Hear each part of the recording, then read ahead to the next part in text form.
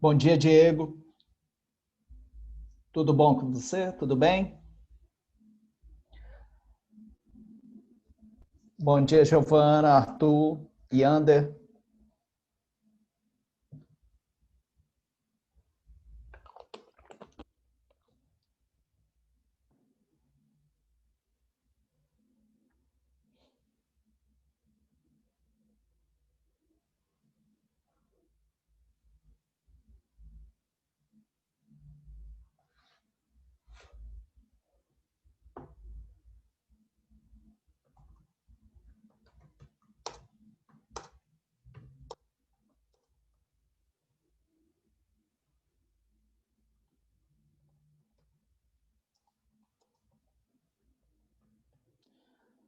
Bom dia, Tamires.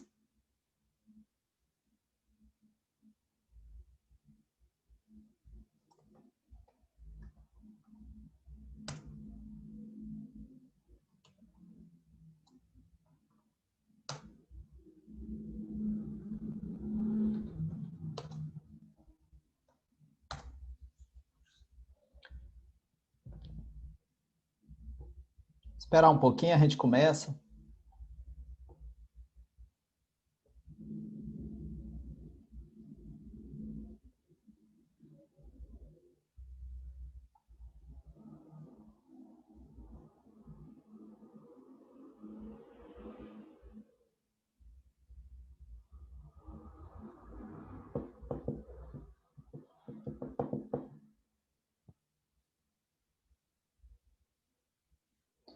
Bom dia, Priscila. Tudo bem com você?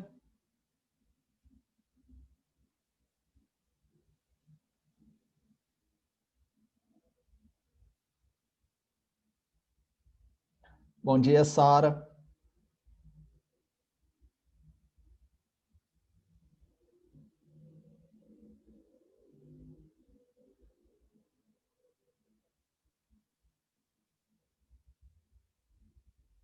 Bom dia, Júlia.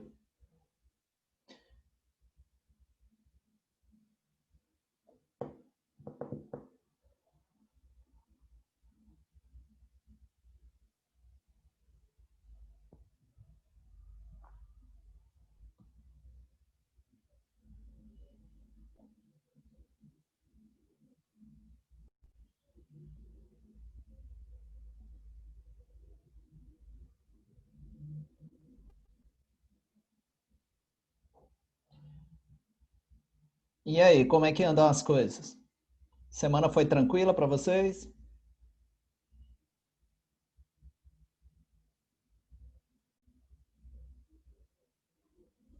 Vocês estão Foi sim, tendo muito. professor, para o senhor. Está sendo, assim, na medida do possível. Vocês estão tendo muitas atividades, Taine, perdão. Um pouquinho, professor, mas já tem alguns professores que vão mudar. Por exemplo, o professor de geografia vai passar uma atividade por semana, então vão ser 2 atividades na quinzena. Mas tem os professores que estão sendo compreensivos, outros já estão passando muito. Entendi. Outra pergunta, assim, os tipos de aulas que vocês estão tendo pelo Zoom, tá aparecendo muita novidade, aulas diferenciadas, ou em geral quase tudo são do mesmo jeito? Ah, professor, praticamente do mesmo jeito. Chega a ser uma coisa chata, sabe? Que virou uma rotina. Todo dia da semana, toda segunda você vai assistir as mesmas aulas dos mesmos jeitos. A mais diferenciada é a do senhor, que tem os debates, tem essas coisas. Que na verdade é a mesma coisa. Meu Deus. É, estudar é muito Mas chato. acaba que são assuntos diferentes, porque, por exemplo, toda aula de matemática a gente só fica assistindo o professor fazer exercício. Então acaba que fica Mas, cansativo, chato. maçante, né? Entendi.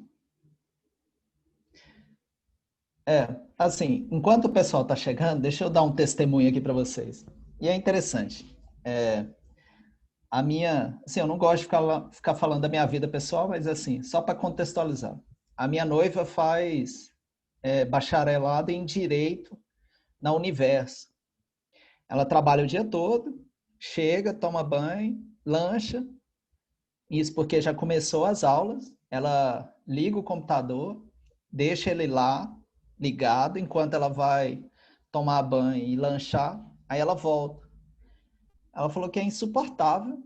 Aí quase sempre ela deixa o computador ligado, fica só de olho nos grupos de WhatsApp quando alguém passa alguma atividade, porque assim se tornou uma rotina assim mais cansativa ainda. E aí tem muita gente desistindo, trancando a faculdade e tal, porque é complexo, né? Muito complexo. Eu imagino que vocês estão passando. Bom, vamos começar a aula. Para quem chegou, obrigado pela presença de vocês. Hoje é uma sexta-feira, estamos aí 8 horas, né? Eu imagino que vocês... Oi, Natália, tudo bom? Bom dia. Seja bem-vinda. Eu imagino que vocês tenham uma série de coisas para fazer em casa, assim. Entendo, Letícia. Essa situação é complexa mesmo. É just... Entendo. É complexo. Professor, você só fala complexo, eu pamonha? Você não fala nada? Vai. Eu só posso fazer na minha matéria, né? E na minha matéria, eu praticamente não passo atividades e tal, e tento dar umas aulas mais descontraídas. Esse bimestre, por exemplo, eu vou colocar esse fim de semana uma atividade com 4 questões objetivas, valendo 4 pontos, e isso vai ser a única atividade. Ela vai ficar aberta até o dia da prova. Vai ser tranquila, só para registrar que nós fizemos uma atividade. Se todo mundo concentrar, vai tirar 4 nessa atividade, depois vem o simulado, a prova, e todo mundo fica com nota boa. Lembrando que o mais importante é vocês passarem esse momento e ir desenvolvendo o pensamento crítico de vocês. Vamos voltar na aula de ontem, no exato momento, porque esse conteúdo é muito massa e a aula de hoje é mais interessante do que ontem. Deixa eu só relembrar vocês. Ontem, o que falamos, o que discutimos? Nós praticamente pintamos uma imagem envolvendo Portugal, Brasil, Holanda e Espanha. Portugal, metrópole, Brasil, colônia, Holanda dominava a tecnologia da produção de cana-de-açúcar, produzia os engenhos e refinava o açúcar mascavo. Espanha, um país ultracatólico que vai acabar dominando Portugal. Por que vai dominar Portugal? Porque o rei Dom Sebastião, como eu disse para vocês, em 1576, coloca na cabeça uma missão divina de ir para a África, combater os infiéis, convertê-los ao catolicismo e procurar tesouros. Ele acreditava que ia encontrar o Eldorado. Tem um desenho, não sei se ele é da Pixar, da Disney ou da DreamWorks, se bem que a Disney comprou isso tudo, que mostra 2 aventureiros espanhóis, só que é na região ali da América Central, América Latina, se não me engano é América Central. Eu acho que esse desenho é antigo. Bom, mas o cara acreditava que estava lá na África. E aí ele vai, desaparece, depois de 2 anos, assim que ele desaparece, o tio dele assume, Dom Henrique, só que o cara já era bem velho, 2 anos depois ele morre, e fica um vazio de poder. Quem é que vai assumir a coroa de Portugal? Olha que estranho. Morreram todos os pretendentes ao trono, não havia ninguém. A sucessão monárquica, a sucessão ao trono fica vazia. Nesse sentido, o rei da Espanha, Filipe II, vai alegar, vai advogar, vai argumentar que ele era parente distante de Dom Manuel I, que foi um rei antigo de Portugal. de fato, ele tinha um parentesco com esse cara. Então, usando essa argumentação, essa alegação, ele reúne tropas e invade Portugal. A burguesia portuguesa apoiou esse golpe porque via na Espanha uma possibilidade de melhorar seus rendimentos.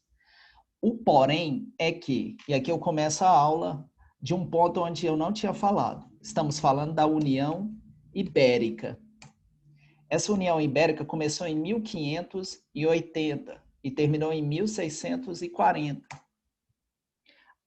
União Ibérica é quando o rei da Espanha domina Portugal. E aí ele pega a coroa e coloca sobre a outra coroa. É engraçado que há um encaixe de verdade, isso não é só força de expressão. As duas coroas ficam coladas e ele é tanto o rei da Espanha quanto o rei de Portugal.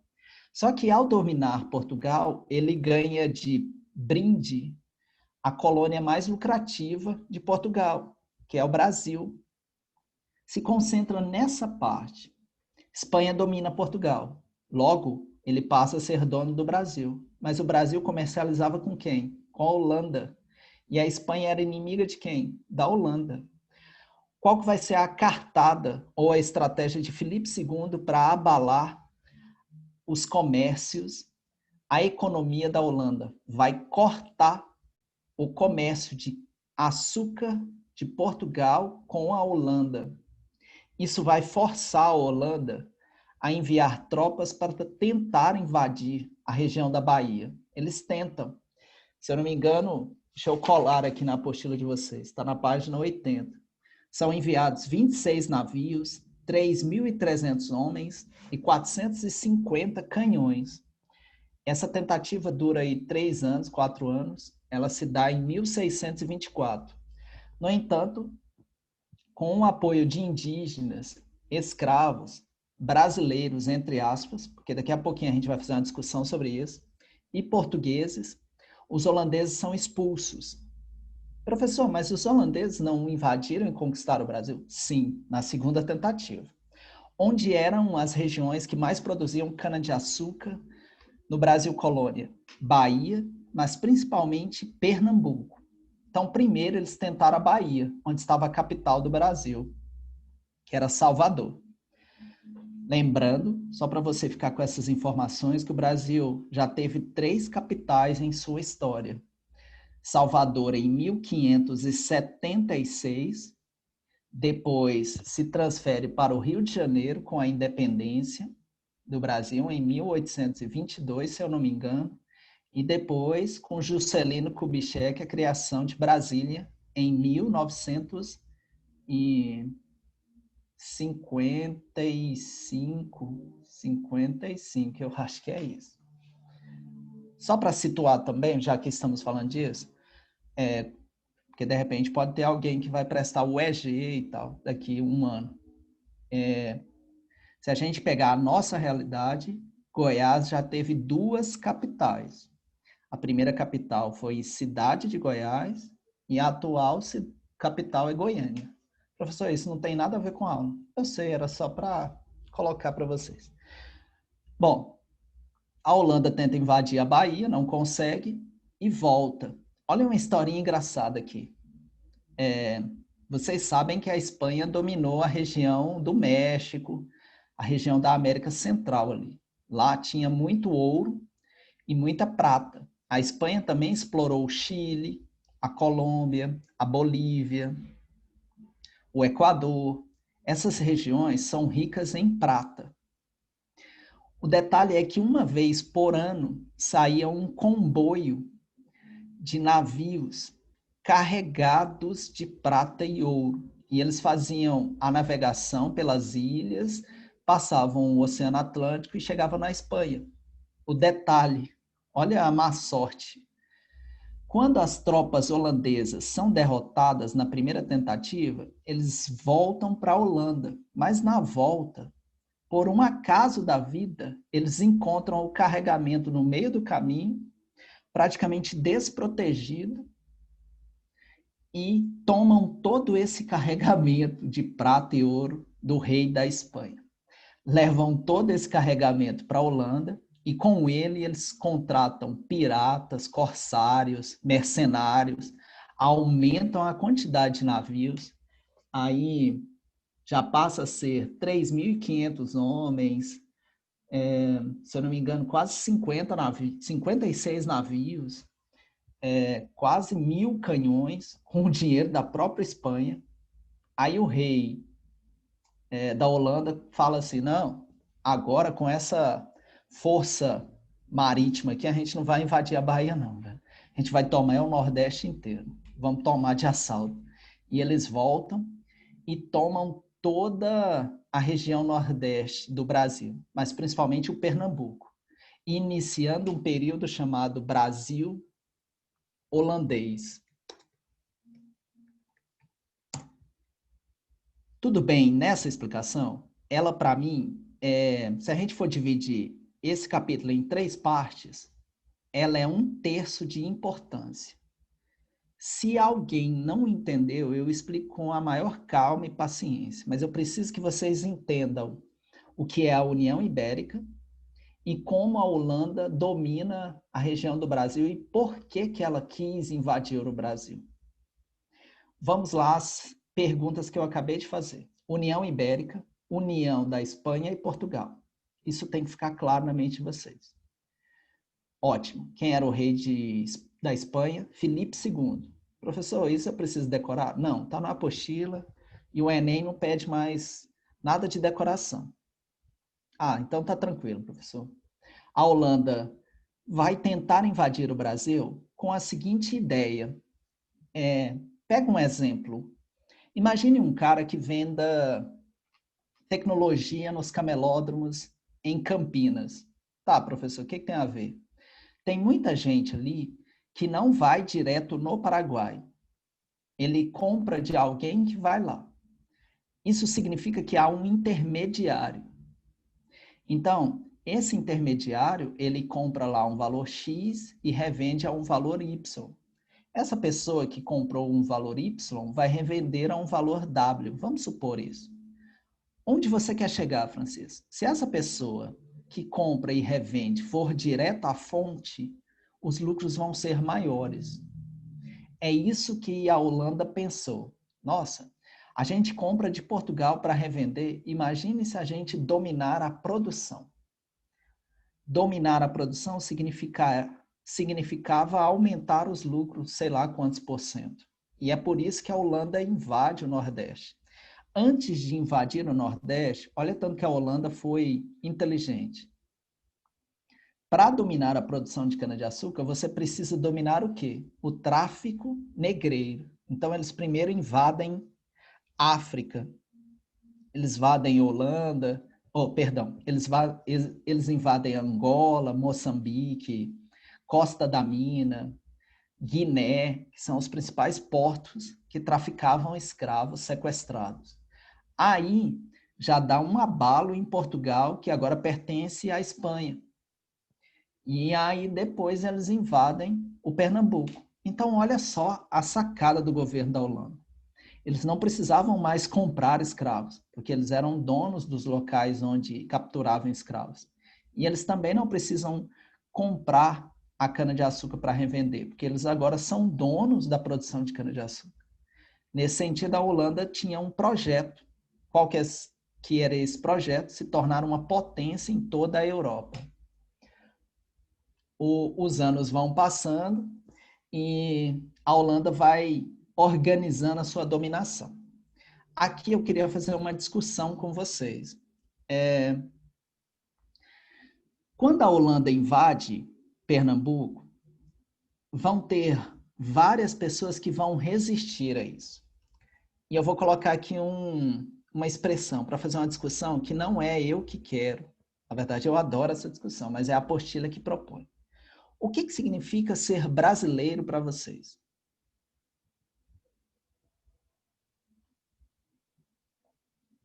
Antes que respondam, pensem nessa pergunta que eu acabei de fazer, eu vou repeti-la. O que significa ser brasileiro para vocês? Aí, mesmo acabando de fazer uma pergunta, eu vou jogar uma pergunta sobre a pergunta. Qual o problema nessa pergunta que eu acabei de fazer? ela tem um erro. Qual o erro?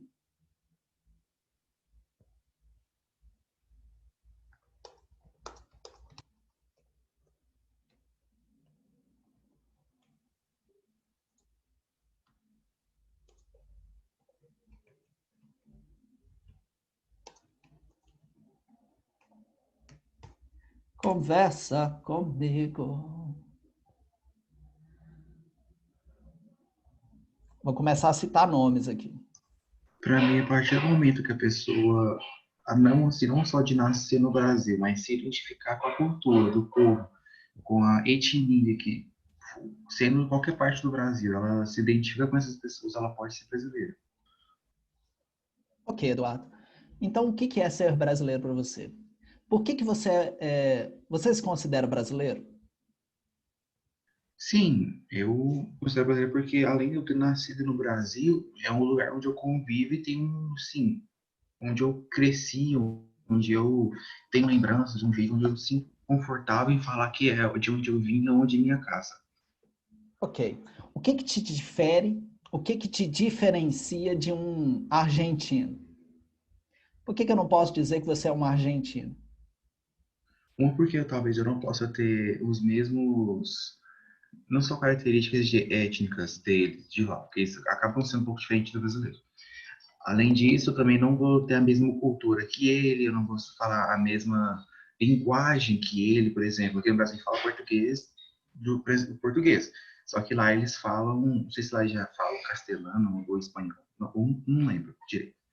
E outra que também a questão de conhecimento de cultura acaba sendo mudando do Brasil para a Argentina. Então, assim, até no Goiás já dá para perceber. Entendi. De toda a fala do Eduardo, em um momento ou dois ele foi específico. E o que é? O que faz com que o brasileiro não seja, por exemplo, um argentino? Ele citou um exemplo, a língua portuguesa. Mas aí eu poderia fazer outra provocação. Temos vários países que falam a língua portuguesa. Então, qual que é a diferença entre uma pessoa que vive no território brasileiro e fala a língua portuguesa e uma pessoa que vive no território português e fala a língua portuguesa? Qual a diferença? A língua já deixou de ser uma característica que diz que eu não sou português, por exemplo, porque há a nacionalidade. O que você quer dizer com isso, Otávio? E vocês ainda têm uma pergunta para me responder. Eu sei que tem muita gente matutando, pensando na pergunta. Que eu falei assim, qual o erro nessa pergunta? Ter nascido no Brasil? Ok. Vou fazer uma provocação. Professor, você adora, né? Você acha que todo mundo no Brasil, mesmo tendo nascido, são considerados pelos brasileiros e brasileiras brasileiros?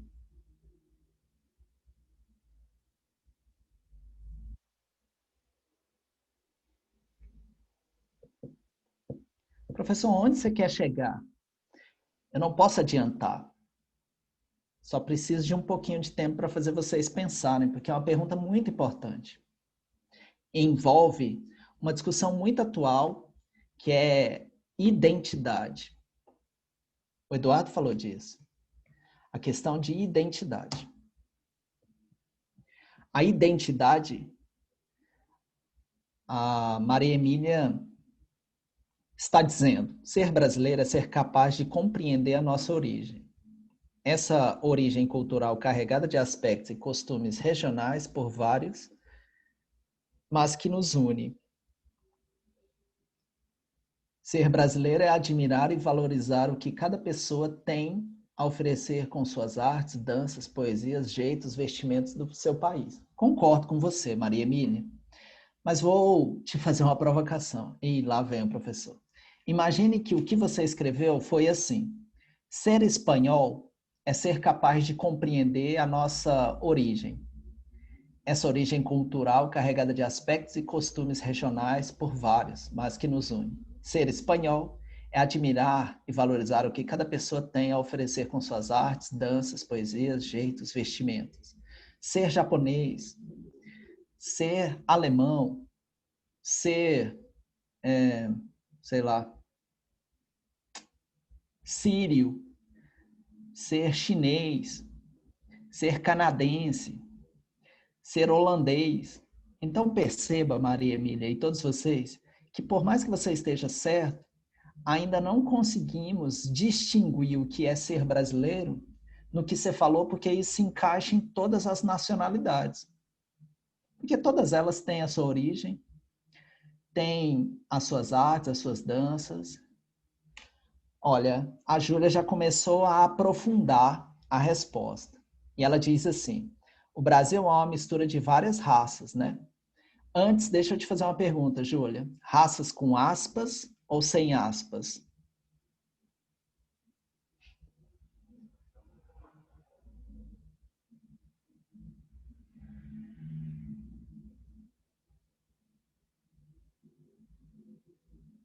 Acho que... Ah, pensei que você estava digitando a resposta. A Júlia falou que está confuso um pouquinho. E aí, vocês acham que raças é com aspas ou sem aspas? Professor, que viagem de aula é essa? Calma. O Otávio está dizendo com aspas, porque o ser humano em si é uma única raça. Perfeito.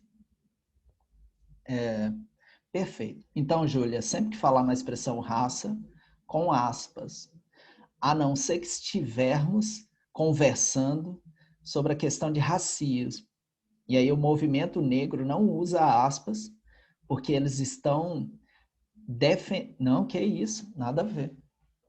Nada a ver. Porque eles estão defendendo que a sociedade acredita que há raças, não que eles acreditam. Mas isso é um outro tema. Onde você quer chegar, Francisco? Vai logo, a aula está passando. Essa discussão é importante, por quê?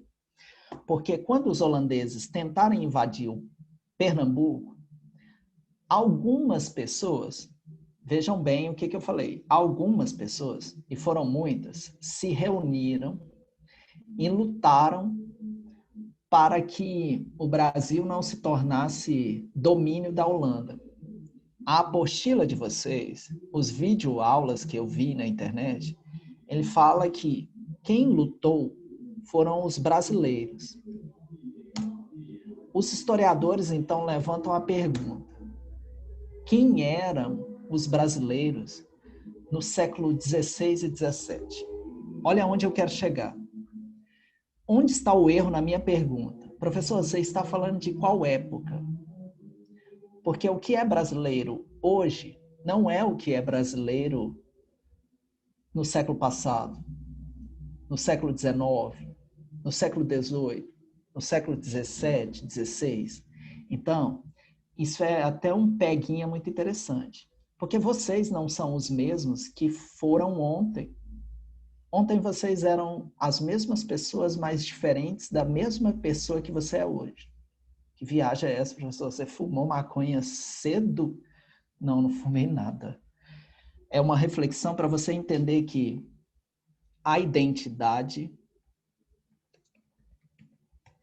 é uma construção histórica.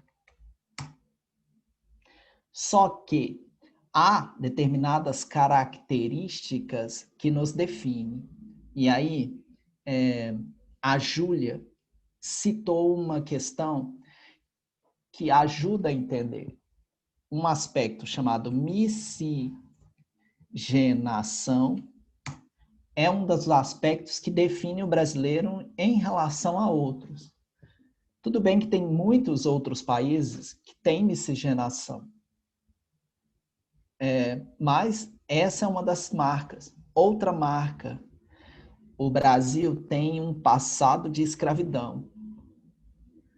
Se você quiser definir o brasileiro, você precisa definir ele em termos econômicos, em termos sociais, em termos culturais e em termos políticos.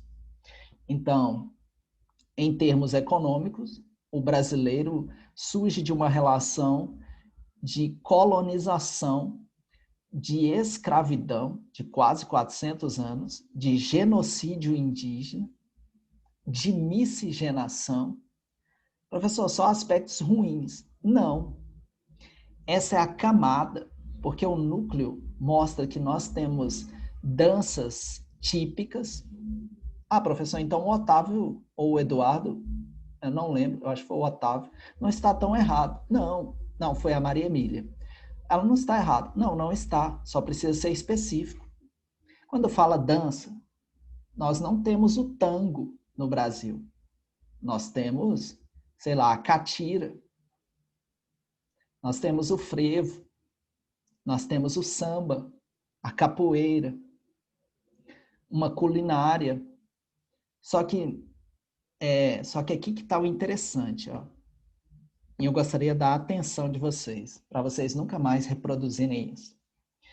Se você definir o brasileiro, para qualquer amigo ou amiga que você tiver que mora em outro país, que tenha outra nacionalidade, só através de aspectos culturais e artísticos, dá uma sensação de que nós só somos arte. E isso acaba construindo preconceitos, tal como o preconceito que no Brasil é só farra, festa. E cuidado, porque nós temos aspectos maravilhosos na questão da engenharia. Se a gente pegar a história de um cara chamado... a Letícia chutou ali rindo. E aí é o preconceito que rola no mundo todo, achar que nós somos apenas futebol e samba. Tem um episódio dos Simpsons que mostram eles chegando no Brasil, chegando no Rio de Janeiro. Quando eles chegam no aeroporto, passa assim uma ninhada de ratos tão enormes, como se o Rio de Janeiro fosse só sujeira. Aí logo em seguida passa assim várias mulheres das escolas de samba. O Homer fica olhando assim para os quadris delas, como se o Brasil fosse sujeira, samba. Aí já mostra o Ronaldo, na época o Ronaldo estava no auge. Aí futebol, é mais ou menos essa imagem. Então, eu ia falando de um cara chamado Oscar Niemeyer, que é um dos maiores engenheiros da história humana. Se a gente pegar, por exemplo, Nelson Rodrigues, é considerado um dos maiores escritores de teatro da história. Sim, concordo com você, Tânia. Isso, concordo.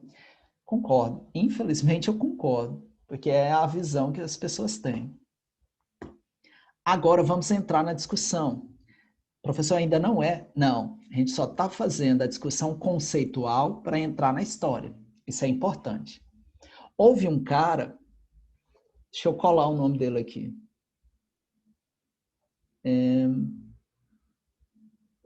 Matias de Albuquerque.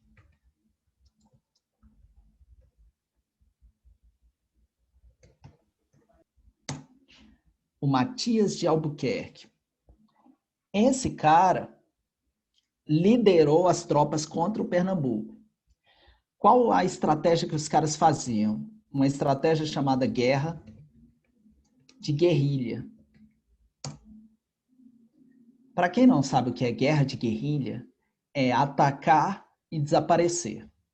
Armar armadilhas, fazer emboscadas, tiros de longo alcance,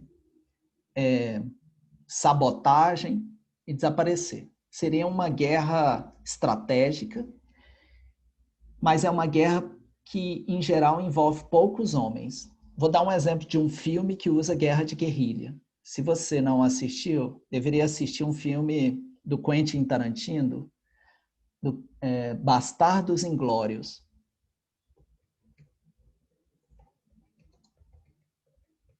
É muito bom esse filme. 7 soldados e mais um líder, que é o Brad Pitt, saem dos Estados Unidos e caem de paraquedas numa região da França, ocupada pelos alemães. E os caras se escondem nas florestas. São apenas 8 homens. E eles vão atacando e desaparecendo. Isso é baseado em fatos reais. Aconteceu demais guerrilha. E esses caras vão desestruturando. É uma guerra de nervos, porque ninguém encontra os soldados. Onde você quer chegar, francês? Dentro das tropas de guerrilha de Matias de Albuquerque, havia um cara chamado Calabar. o Calabar defendia os interesses de qual país?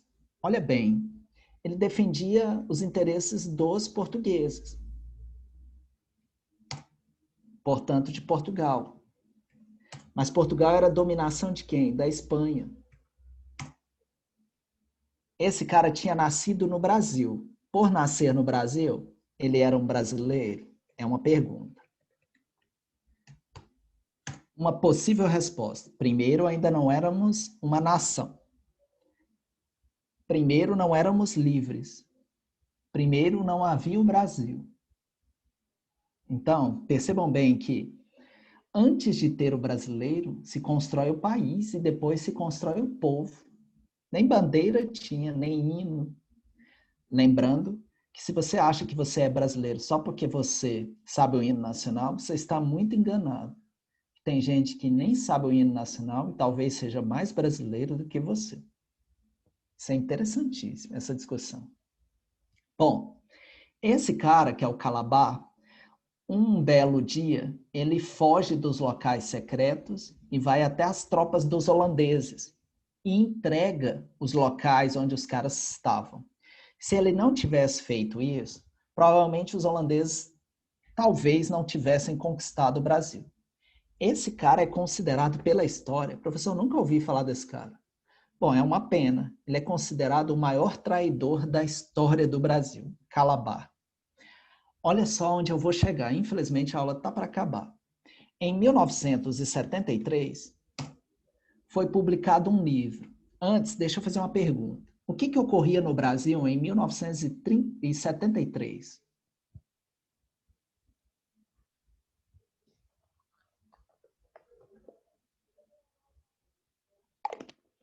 Diego acertou-lhe, a ditadura.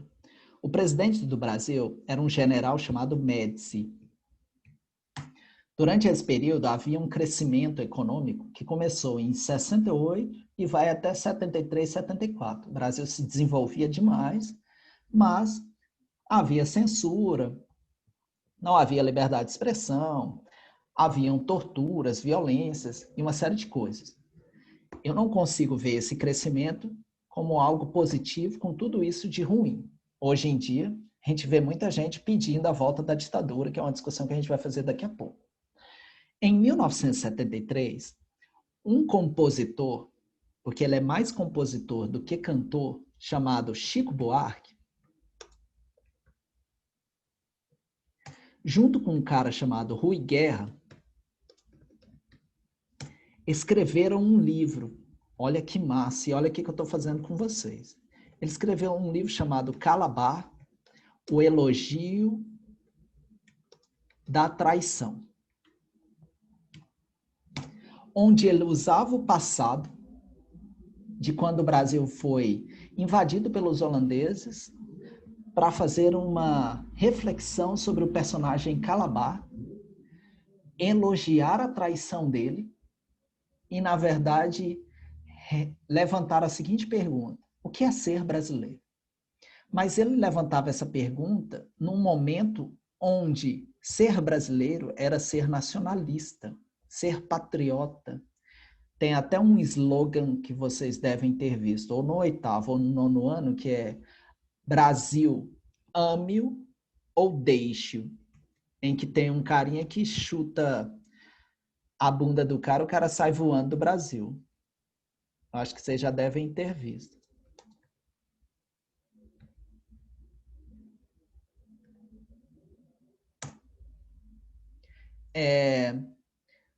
Perguntinha. Alguém aqui escuta Chico Buarque? Gosta de Chico Buarque?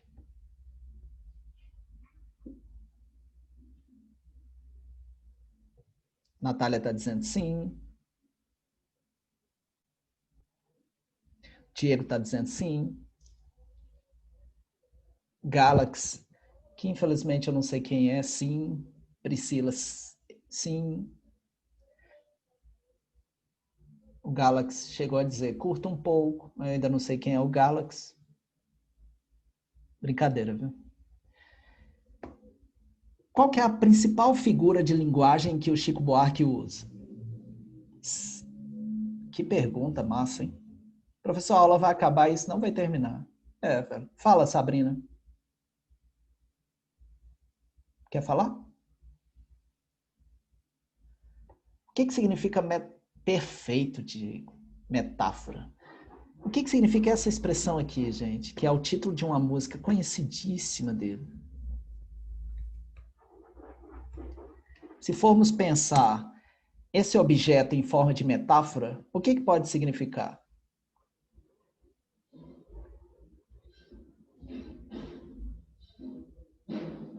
Perfeito, Diego. É bem conhecido. O que não quer dizer que eu não estou elogiando sua inteligência, tá? Nem diminuindo sua participação. Cálice. Ótimo. Agora pega e fala em voz baixa com você mesma a expressão calabar.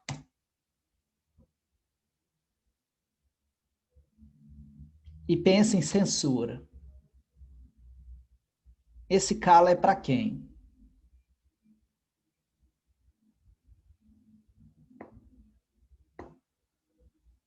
Vou tentar dar uma ajuda para o povo. Exatamente, Priscila. Cala, Brasil. Então, olha que massa. Como a história pode ser uma ferramenta de luta contra a opressão e a política. Professor, que aula massa. Sim, velho. Porque os caras usaram, no momento onde tinha que censurar as letras de música, uma estratégia para passar uma mensagem sem eles achar que estava passando. Então, ele escreveu um livro elogiando um cara que era traidor. Mas esse cara traiu quem? Portugal. Mas Portugal explorava o Brasil. Então, nós vamos sair de uma exploração para passar para outra? Então, esse cara não traiu o Brasil. Ele só escolheu uma outra exploração. Mas quem explorava era a Espanha. Ok, ele escolheu outra exploração. Isso é uma traição? Tá bom, mas o que o Chico Buarque quis fazer? Quem dominava praticamente a economia mundial durante a ditadura militar eram os Estados Unidos. Então, tem até documentos que mostram que haviam integrantes da CIA infiltrados em solo brasileiro.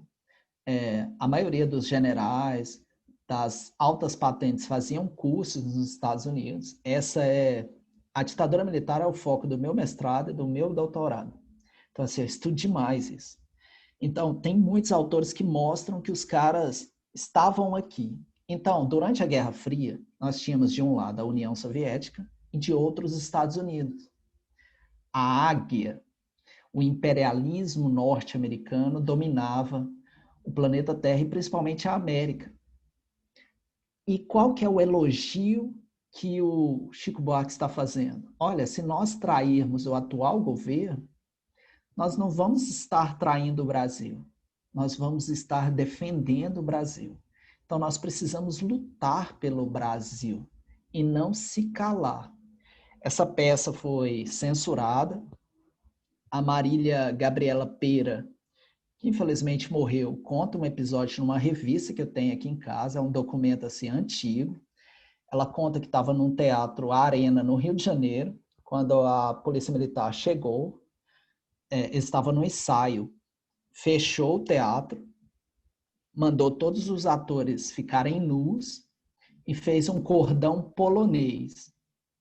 Na Segunda Guerra Mundial, quando vocês forem estudar, vocês vão ver que Hitler fez uma aliança com Stalin num determinado momento e que eles pressionaram para dominar um corredor que tinha na região da Polônia. Depois eu vou explicar isso para vocês. Um corredor significa uma parte que entra no mar e tem paredões de rocha de um lado e de outro. Então é um porto extremamente estratégico. E Hitler queria esse corredor na Polônia. E isso é a expressão de corredor polonês que se tornou um tipo de brincadeira. Quem joga futebol aí? Bom, antigamente era muito comum, né? Agora não. Quando você chega para entrar num time, depois que você fez o teste, todos os jogadores ficam de um lado, outros de outro, e você tem que passar no meio, todo mundo te dando tapa. Na ditadura militar, isso era uma tortura, onde as pessoas peladas, para irem embora, tinham que passar no meio, e os caras com os cacetetes, ou cacetetes, iam desferindo pancadas, e ela fala que vários policiais a seguraram e inseriram o cacetete nas regiões na região vaginal, na região anal, deram pancada, isso em todos os atores. Então, percebam que a polícia militar, o sistema de censura descobria o que tinha por trás disso, tentou censurar, essa peça ficou censurada. Esse livro, Calabar, o Elogio da Traição, já foi tema de várias questões do Enem. Para quem pretende fazer vestibulares em São Paulo, por exemplo, Unesp, USP, FUVEST, Unesp, Unicamp, essa é uma obra indicada. Depois, se fizer uma pesquisa, você vai descobrir. E é isso que eu queria falar hoje.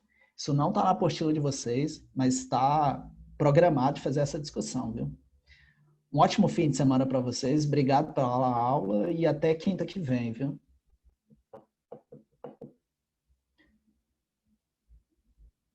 Sim, Priscila. Sim, perfeito, perfeito. Esse é um rumo da interpretação. Perfeito. Muito massa sua sensibilidade para pegar essa interpretação.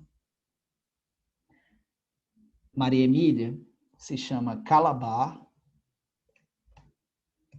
o Elogio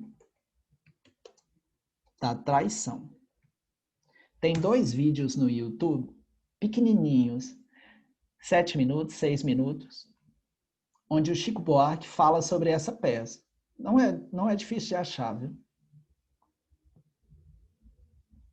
Tchau, gente. Obrigado pela aula, viu? Se cuidem. Tchau, tchau, Júlia. Tchau, Diegão. Tchau, Natália.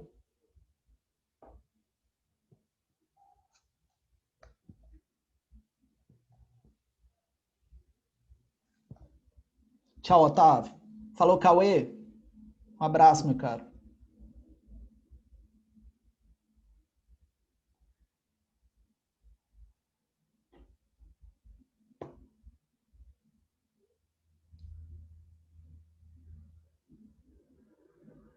Tenho que ir. Tchau, tchau.